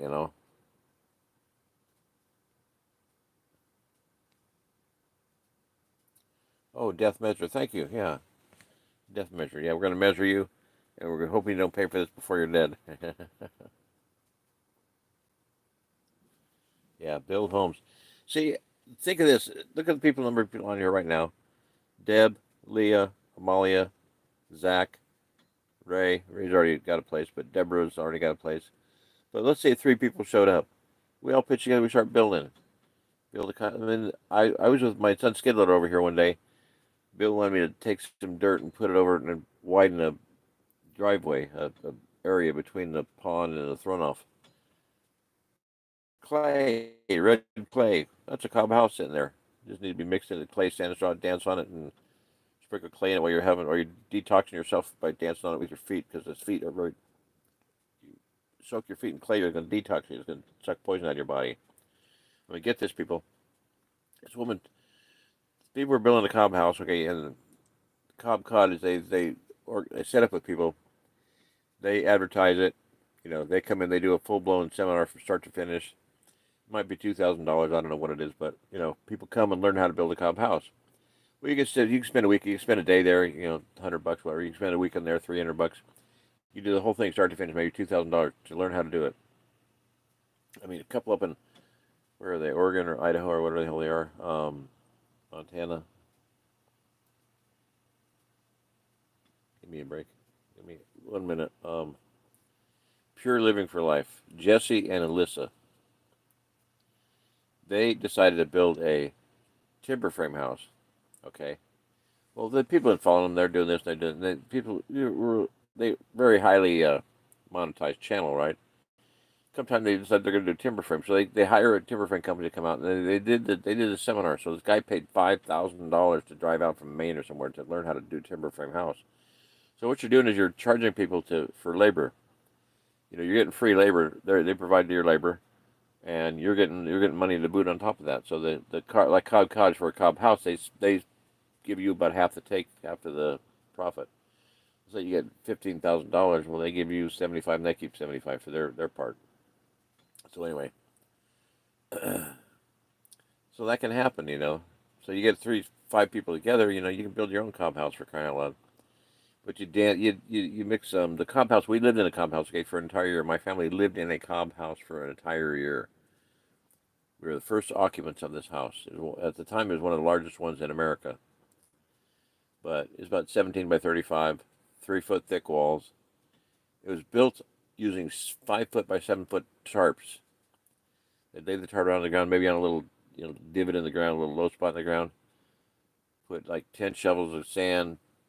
No, yeah, 10 shovels of sand, 7 shovels of sand, 3 shovels of clay. Roll it back and forth, grab either end of it, and 2 people would mix it. That was the dry mix. They'd lay it down, start sprinkling water on it, and dancing in it with their bare feet. And then sprinkling straw and singing and, drumming and whatever it is. So then when they got done, you mix a cob means round mass. So they make a big cloud ball about the size of bigger than a tennis ball, no, bigger than a softball, smaller than a soccer ball. About a big, oversized softball. Big round cob mass. And then you throw it up on the wall and you start packing it in. Yeah, it's a whole science to it. But anyway, the reason I'm saying that is that this woman is detoxing. It's very healthy. It's good physical energy, good physical exercise, clean, drink water, sunshine. Have a good time, play good music, eat good food. So a woman dropped her husband off for a full-blown seminar, one of these $2,000 Cobb seminars. So she pulls up, appointed time. They could contact him. Yeah, I'm going to pick you up on such a time. She gets there, and she's sitting there looking at everybody intently, trying to figure out where her husband is. She cannot see her husband anywhere. Finally, he kind of smiles and he comes walking up to her, and she's about scared out of her pants because she doesn't recognize him. Yeah, he didn't have a shirt on, I don't know, whatever. But she did not recognize him. He looked so different. He was detoxed. He was tanned. He was healthy. Maybe he grew a beard while he was in. Maybe his hair was longer. I don't know. But she did his own wife did not recognize him after 2 weeks of building a comp house because he looked so healthy and so different. Probably an office guy, that went out there just to have some fun, Well, 2 weeks later, his wife didn't recognize him. She sent a little wimpy office guy and got back to stud muffin, Pretty cool. So, building comp houses is very healthy. Building anything off grid is very healthy because, you're doing all the manual labor yourself and it's fun. And let me make this statement here. Everybody listen to me. Read a book. Get a book and read it. You can get it online, Kindle, whatever. It's an old book. Walden Pond. Henry David Thoreau. Read that book. Phenomenal book. He talks in that book about the fact that, I'm going to give you some facts about building homes.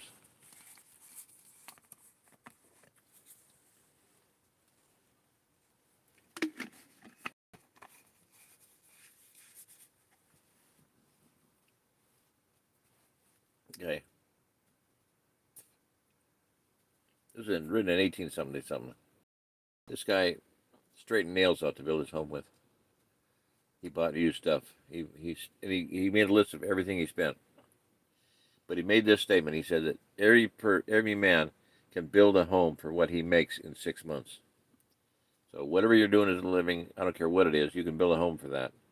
What you make, if you made $1,000 a month, you can build a home for $6,000. It may not be a great home, maybe it'll be a McMansion, but you'll have a home. You can build a home for what you make in 6 months. Just start saving up a little bit, build it. Okay, you start dealing with cob and cordwood. If you got time, you can do anything. Now I'll make another point here. Adobe Homes, very neat homes, very good. In the Southwest, very good homes because they're so energy efficient. They're very cool in the summer against the desert heat. There's only two kinds of people that can have a what do you call them, a thingy bobber home. Adobe home. Two kinds of people can own them. Only two. Extremely rich people who can pay someone to build them, or really poor people that don't have anything better to do with their time. People in between don't have the time and they don't have the money. So you have to be either really rich to live in one or really poor to live in one. Same thing with cob, cordwood, and everything else. You can be really rich and pay somebody to build you a cob home, like Bill would like to have built a cob home. He couldn't find anybody to do it, so didn't have the money to pay anyway. So my son built him a cabin, a regular cabin. Kind of a bummer. So either if you got time and no money, you can build a cob house, you can build a cordwood house, you can build a adobe house, you can build a rammed earth house, you can build a compressed earth block house, you can build a on and on underground house. A little bit more difficult here in Missouri than in the Rockies, but anyway, so back to rewind. I was talking about about to make a point. I made building homes. Oh, Walden Pond. Okay. Here's what he says too. This is a beautiful. Think about this. He says, "There's different kinds of birds out there." He observes birds a lot. He's a bird watcher. Okay. There are birds that make their own nest and they hollow out a tree or whatever. They build their own nest. They build their own home. Okay. And these are the birds that are very colorful. This is consistent with this. This is truth. Okay. I think very colorful, very brightly colored. Very happy birds. They're always singing birds. These are the birds that build their own nest. Now, there's other birds that wait until the other bird moves out or gets out, leaves, and they steal the home. They go and live in somebody else's home. All of these birds are very drab. They don't have any color to them. They never sing. They're just basically nasty birds. There's nothing positive about them. They just go and steal. They only move into homes that are built by other birds. They wait until it's abandoned or run down or too dirty to live in, and then they go live in it. So, and his point is, why would anyone allow the joy of building their home that they're going to live in to be done by somebody else when you can do it yourself, and you can have all the joy and the pride and the satisfaction of doing that? There's a family right now in Virginia. Walnuts and Wineberries. Crazy title. I don't know. Never haven't figured out the reason for that. Walnuts and Wineberries. And it's a husband and wife building a home, doing everything themselves. I mean, they're just like nuts on doing it themselves. There's this big, huge rock, like 14-ton rock, and they wanted to get out of the way because it was right in the middle of their driveway. There's nothing there. I said, just go around it. Jeez, get a D10 cat and move it out of the way, blow it up. They wanted to do it with their little bitty, tiny subcompact tractor and snatch blocks and stuff. They did quite a bit. I think they finally decided they had to bust it in half. And I said, there's the stuff you drill into it and you put stuff in it, it just expands and it cracks it. Well, that's what they ended up doing, DX something. Some other people recommended it with the name, so they looked it up and they got it and they drilled into it, and put it in, and it just blew the rock up in little pieces, and they were able to move it. So anyway, but they're doing everything the hard way. They spent 3 weeks trying to move that rock. 3 weeks trying to move that rock. Finally decided they couldn't move it. Anyway, it's kind of funny. But I'll tell you what, in the course of that, there's one video on ropes, snatch blocks and pulleys and stuff. And so many guys chimed in on that. It was like a university course on moving weights, on snatch blocks and riggings and stuff. I mean, it was just phenomenal. So many guys chimed in and had pitched in on that conversation. It was amazing. I mean, I'd look that up just for that one video and all those comments on there. I made a lot of comments on it too. And since I'm on the topic of videos and comments, I mentioned Pure Living for Life. I'm going to do a whole thing on really good YouTube channels. That's a pretty decent one. They've done a lot of crazy stuff, a lot of good stuff. But on weights and pulleys and getting people out, snatch blocks and things. 2 videos, 2 channels. Matt's Off-Road Recovery. He's in Utah. Super good channel with a lot of entertainment. I mean, they're just like gripping, They're better than watching crap on Netflix and, TV. I mean, they're like documentary style, They're really, really good photography, really good cameras, really good, but good practical hardcore physics on how to move weights and get things out of mud, get things out of snow, and get things off of ice, and get things, stuck. How to move big weights the size of a vehicle, and how to not to do it, total education. And another one is Casey Liddell up in Oregon, another off-road recovery guy. Very good. Both of them are super, super good channels. Really wonderful people. Super highly recommend him.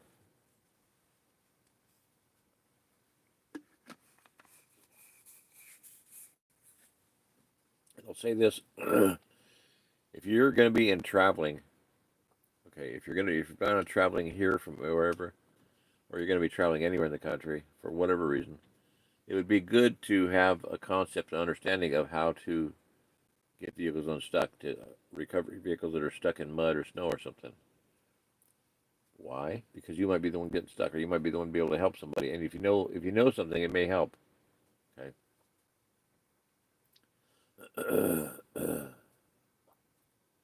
Get auto socks. They're textile chains. Get textile chains for your cars. They run on snow and ice, and they're really good. They're better than chains on semis. You cannot come into Colorado as a trucker without having auto socks in your vehicle. They want you to have auto socks, not necessarily chains, but auto socks.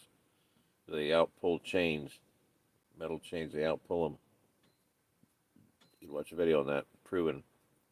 Some passes, Loveland Pass out in Colorado, they outpull chains. Okay. So snatch ropes, snatch blocks are good pulley, and a kinetic rope. A kinetic rope is something you can pull a vehicle out of a hole. A little car can pull a bigger car out of a ditch or out of a mud problem or a snow problem because they have stretching capability. It loads up the pressure and then it hits the other end and jerks it, and you can snatch somebody out of a problem. So I wouldn't be advised to not having one of them on a tow strap of some kind. Just a lot of emergency stuff. It'd be nice for everybody to have. So.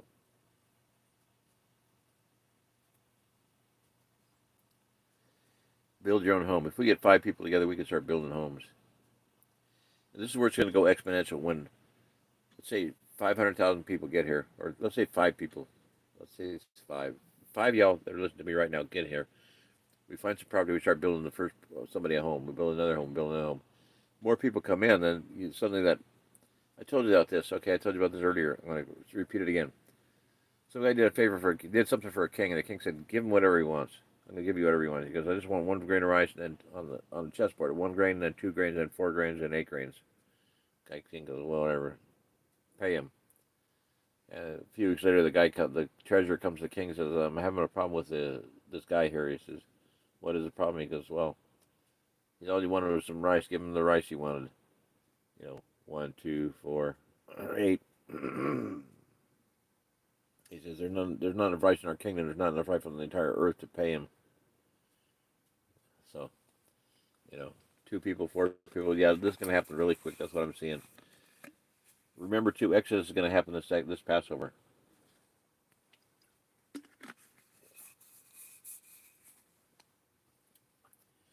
Passover is for Exodus. Passover is Passover. Passover the Jordan. Passover the Jordan is Exodus. Exodus this coming Passover. So be aware of that. I believe that's going to happen. I mean, absolutely.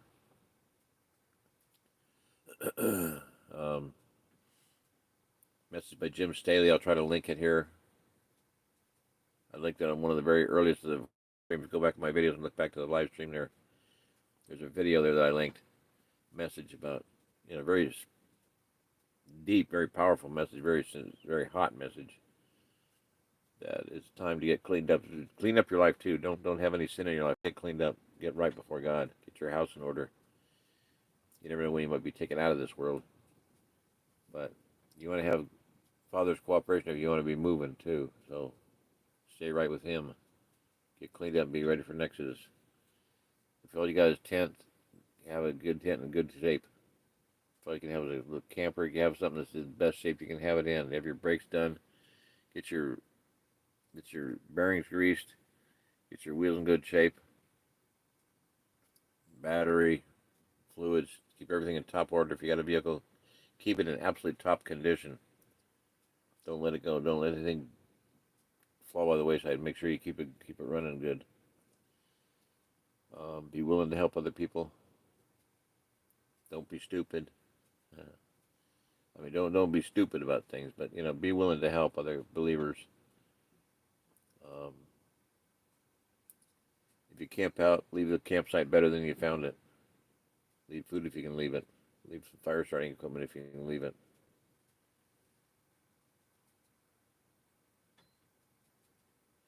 I have several playlists on directives for the OzArk Plateau. Just ideas on basically Bible, but do unto others as you have them do unto you. Sums everything up pretty good. Love the Lord thy God with all your heart, soul, mind, and strength. To love your neighbor as yourself. Love people. Don't hate people. Don't be mean to people. Be kind. Be another good channel. Oh my gosh, Buck and Billy Ray Smith up in Yosemite Island. Buck and Billy Ray Smith. You buck up logs for firewood, right? He bucks logs. He does. One of his things is Army of Kindness, Soldiers of Kindness. He has T-shirts on that. Soldiers of Kindness. He goes out because his channel supports him. I don't know how much he gets, but who cares? But he'd go out and he'll drop trees for people, elderly people especially, and he'll split their firewood, their whole year's worth of firewood by hand with his axe and splitting walls. Fabulous channel. So much to learn from that guy. He's an amazing man. Wonderful worldwide appeal to people. Army of Soldiers of Kindness. Yeah. Very cool. Very cool. Look up that channel. Get the book.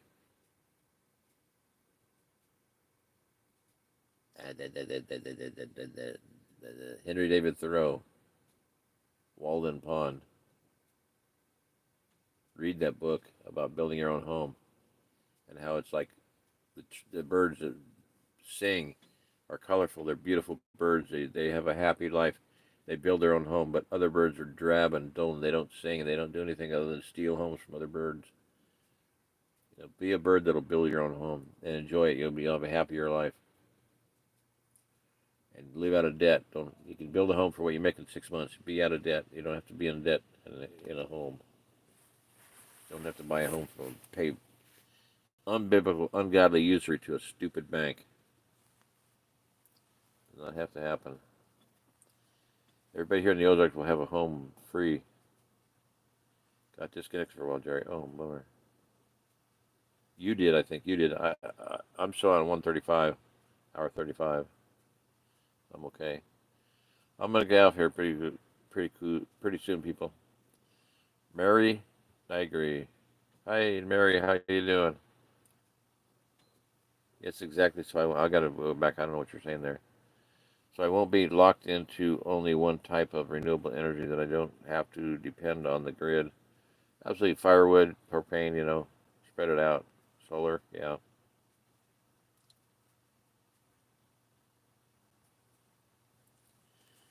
The old non-existent fossil fuel, yeah.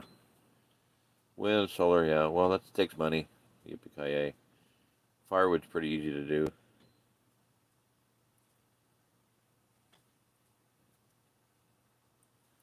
I just want to learn how. I'm reading these backwards. It's unfortunate. Mary says, I want to learn how for now. When I utilize it, I already know how. Absolutely. That's the whole thing about YouTube. Maybe we can learn everything we need to know. That's what I'm doing. Look at my, Mary, go to my channel, How to Get Out of Babylon, and look at playlists, and you will find every playlist about everything you possibly can imagine. Building, doing, growing, hiding, making. Look for different properties.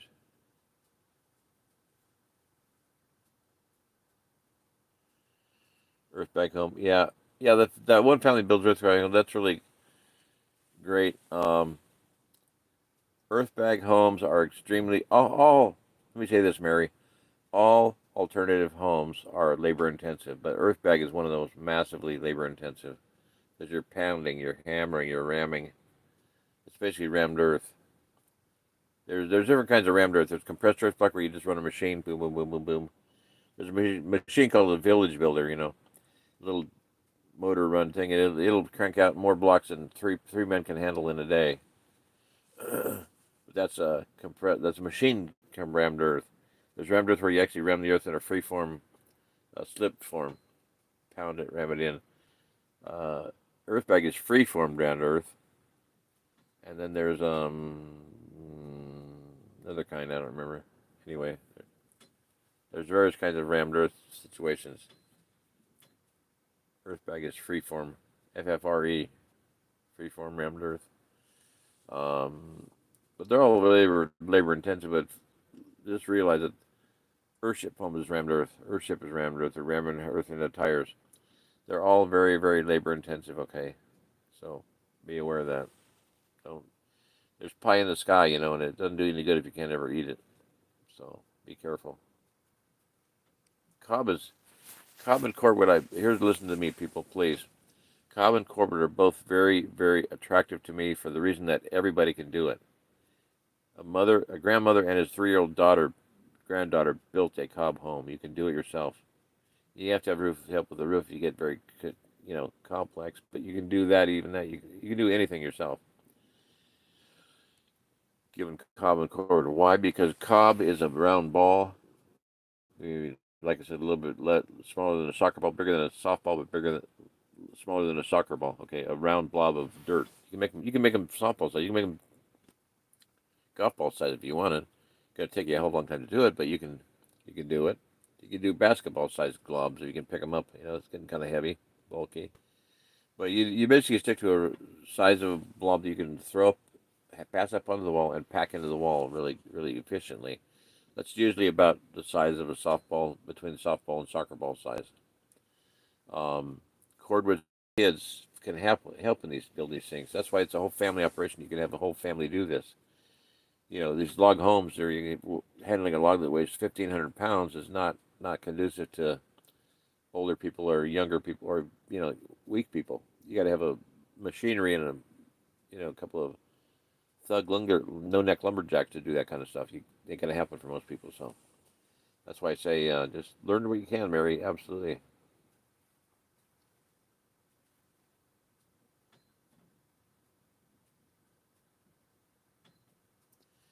Size your cup balls. Yeah, make your cup balls. They're manageable. That's what I'm saying. Yeah.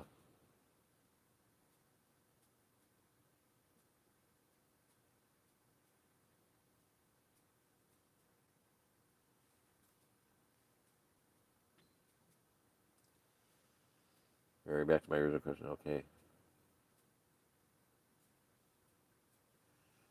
So what's Mary's original question? Okay.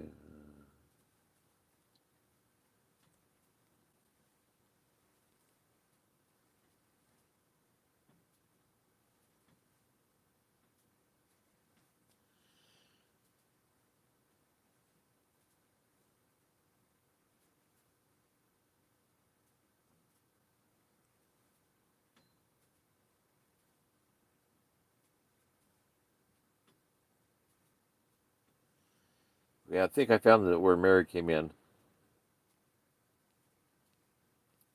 I'll try to find her original question. So she said go back to 9:08 p.m. I think is your first sign in, Mary. I was and still will eventually look up how to make myself a water mill that can generate energy.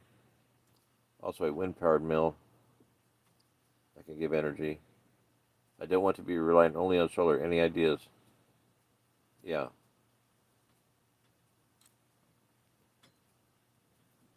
You want a roller renter is very true.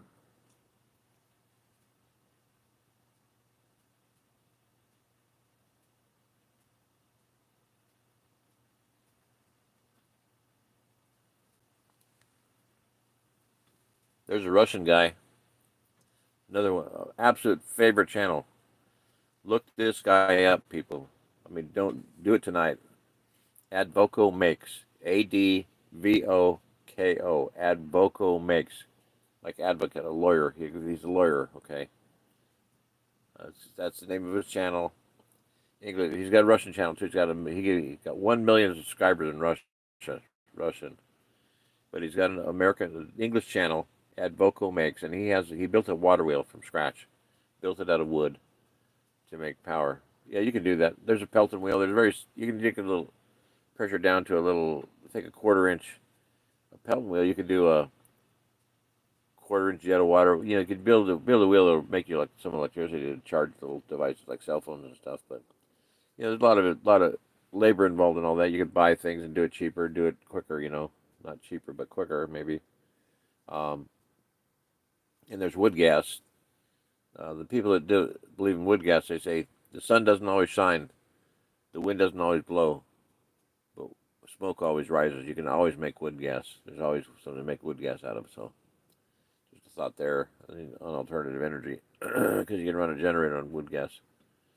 Okay, so yeah, wind is not really reliable at all. I mean, you can there's all kinds of wind turbine generators. Vertical air VAWT vertical air wind turbine is a good way to go.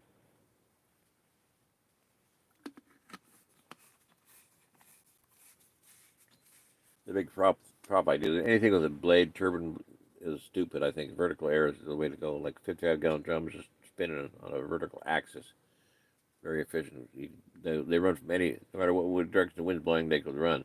You don't have to have a tail on them like a windmill, like the big, huge, stupid things you see falling apart and going to pot. You know, destroying the landscape with those big, gigantic wind turbines they got out there. Idiocy. That's one of the most satanic things ever designed in the history of mankind. Stupid, stupid, stupid, stupid, stupid, stupid, stupid, stupid, stupid, stupid, stupid. French word stupid. Just dumb crap. Anyway, that's my rant. Off the soapbox. Okay. Waste of time, waste of money, waste of energy. They probably cost more to run than they're worth. Okay, so anyway, vertical air wind turbine is the only way to go. You can put one of these on a house and run it. You know, have these stupid turboprops that destroy the neighborhood because of the noise they make and make you sick because of the thumping, thumping, thumping.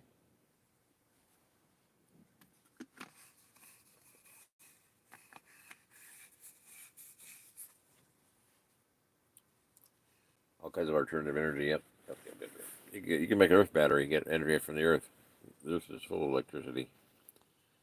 You get energy out of the air, the ether.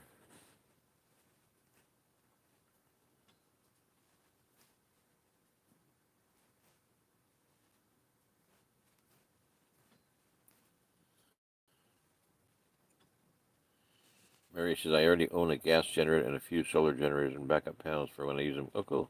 Okay. You're way ahead of everybody else, so don't worry about it. But you want to augment that. I get you. Yeah.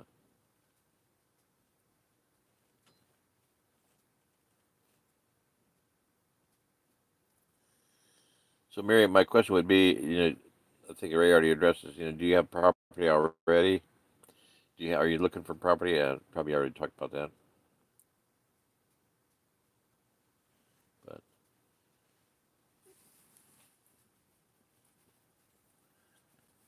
there's 5 billion tons of trees in Missouri to make electricity out of wood grass. Run all the generators you want on them. So I would. Wind is not really reliable at all. We live in Kansas, right near a guy. Kansas Wind Power Bob. Kansas Wind and Solar Power. The man did not have a wind generator on his property, wind turbine generator on his property. He had a tower there, but no generator on. I asked him why, and he goes, "It's really not worth it in Kansas." This is in a state where they say the only time you notice the wind in Kansas is when it stops blowing. There's not enough wind to waste time and money for a wind generator in Kansas. So, you think it's good any other state? Not. Solar, yeah, that's okay. But wind, I wouldn't even waste the money on a wind turbine generator unless you know what you're doing. It's going to break down anyway, break up, fall apart, blow apart.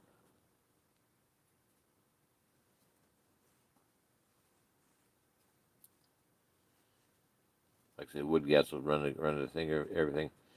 Your gas generator, Mary, you can run wood gas forever.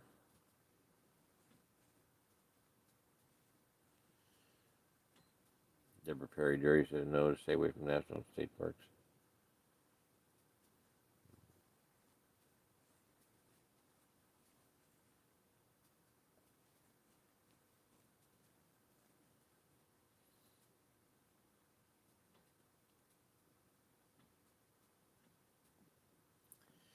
Your original question about building, yeah, that's fine. You can do that, and like I say, Advoco makes.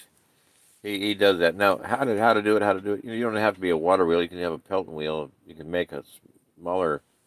You can get a 3D printer to print a Pelton wheel.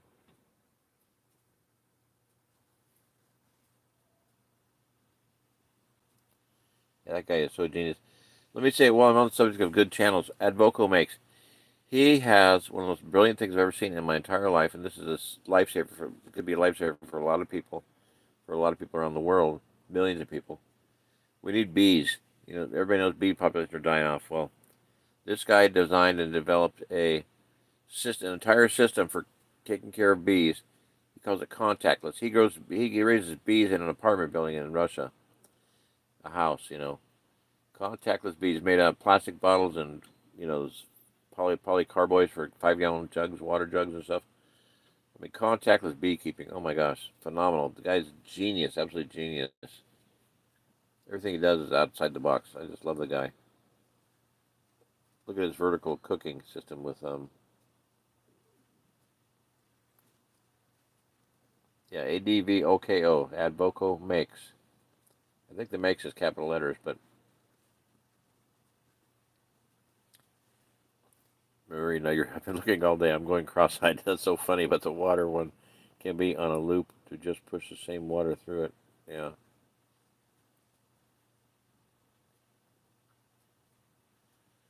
Gadian, kudos. He says the same thing I'm saying. Enough wind recoups the cost. Yep, absolutely. Pretty silly. Now, vertical air wind turbine, I think maybe. But oh, don't do that. No, no, no, no, no. What did I do? Damn it. No. Shoot.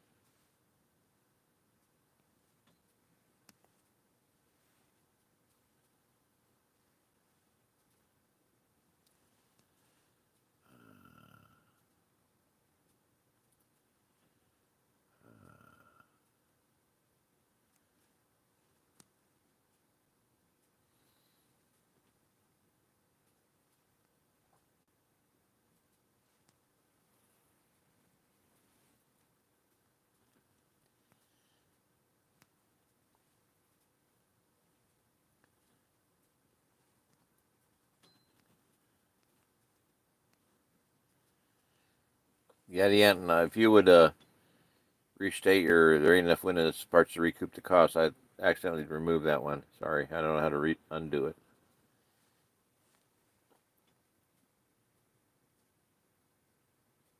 I like your idea too. I only want a small one that can be made low to the ground. I've seen a cool one made from barrels cut in half. Yeah. Are you talking about wind generator, wind turbine? I think. Yeah, barrel. Yeah, the 50 drum. That's really good. Lends up very well to doing that. Waterboat can be as simple as wooden paddles on bike wheel. Yeah, and yeah, that's a lot of things you can do like that. You can make a, it's got enough power to turn it. That's the thing.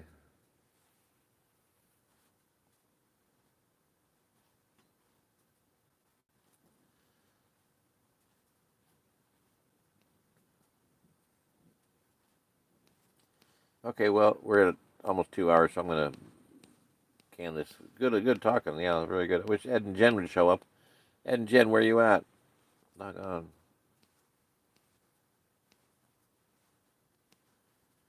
Okay, Mary, good questions. Hallelujah.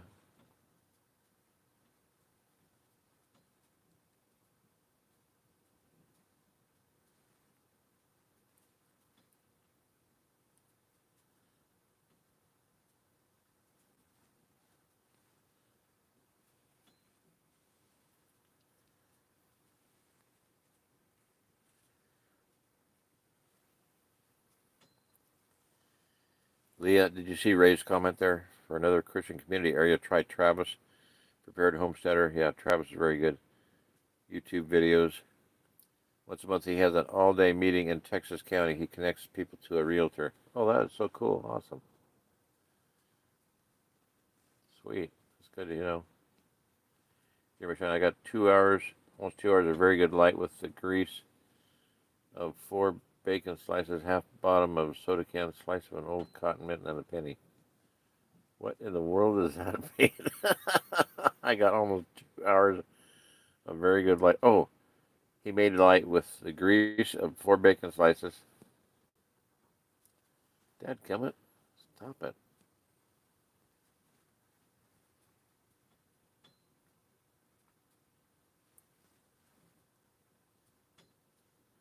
Are there any good people? Are there any good people? Yes. Perry, thanks. Are there any good people in Ozark's property owners who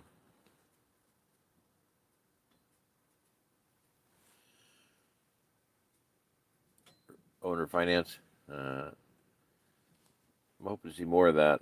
Right now, there's several that owner finance, but the thing is that the land's usually they're asking a lot for it, and then if you can't keep up with it, you lose it.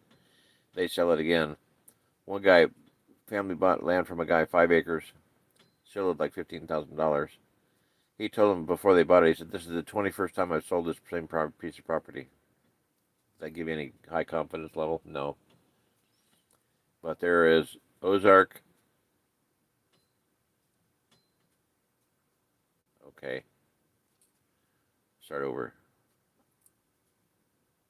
Homestead Crossing is a owner finance. Instant Acres, which I'd stay away from owner finance. At least you get an idea what's out there. Um, Neil Shelton.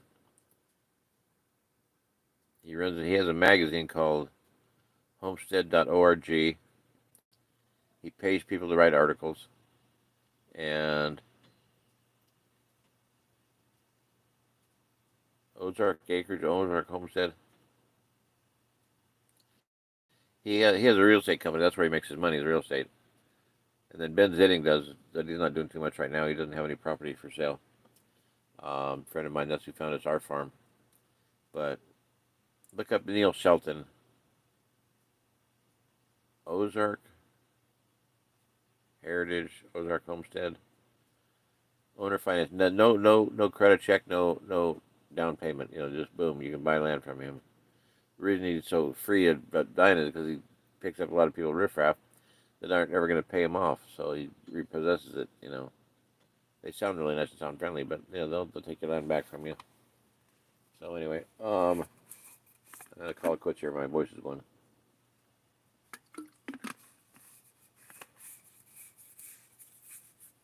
So, good night, everybody. I'm gonna start scrolling back through and say good night, everybody. This is in the Good night, Mary Ellen. Good night, John Boy.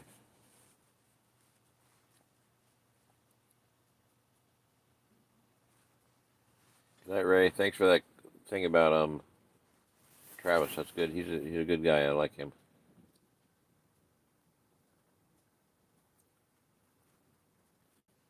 Mary Negri. Oh, he made a great candle. Oh, he made light, not electric light. He made a candle with bacon grease. Gotcha. They get really techie about a water wheel. Yeah, what do you got techie about a water wheel? Bacon candle. Gotcha.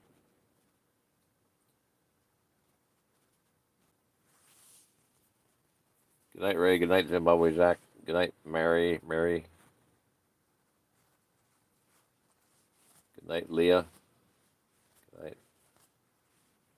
Good night, Deborah. Pray you're safe in your job. Blessed. Good night, Zimbabwe Zach.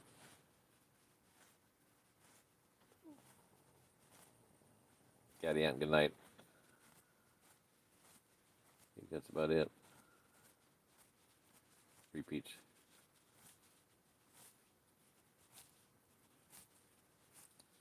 Good night, Jack. Good night, Zach. Good night, Jack. Good night, Zach. Good night, John Boy. Good night, Mary Ellen.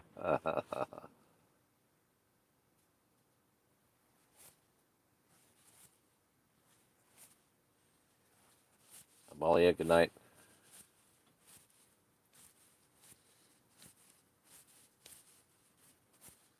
Quite a few comments tonight. Good shock tonight. I'll tell you what. A lot of them, too. At the top. What happened? Maybe I did get cut off. What happened? Because Jack was the first one on, I know. I'm at the top of the comments. Deborah's the first one. That's not right. That's something messed up there. 8:12. No way. I don't know. Well, good night, everybody. We'll go back to the bottom, see if anybody new said anything here. Any questions at all?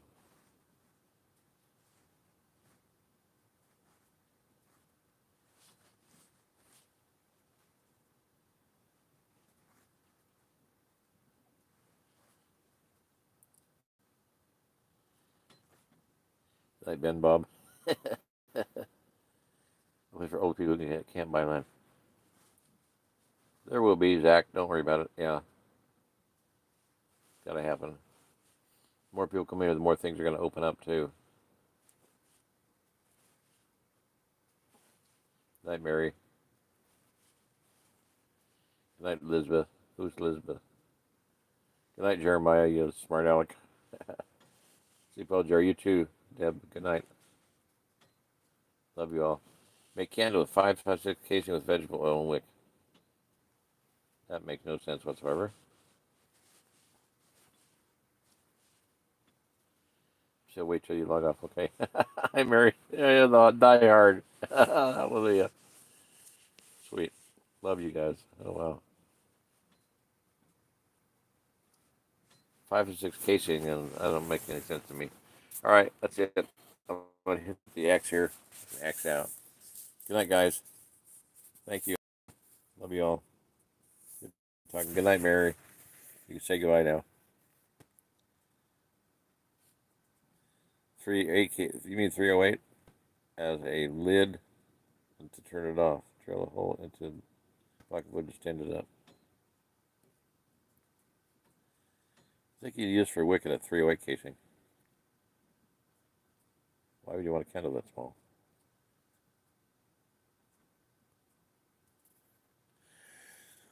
What kind of wick are you going to put in a 5/6 casing? Come on, guys. Let's be realistic. What are you going to do with that? You knock it over, you're going to be screwed. All right, whatever. I'm sure. Wait till you log out. Okay, Mary. I love that. I love Mary. Hey, Mary's sweet. Good night. Over and out. Hang up. All right, I'm going to hang up. Good night. I'm going to hang up. Good night, Mary. You're the die hard. You get the award. You get the kisses and hugs. See ya. Love you guys.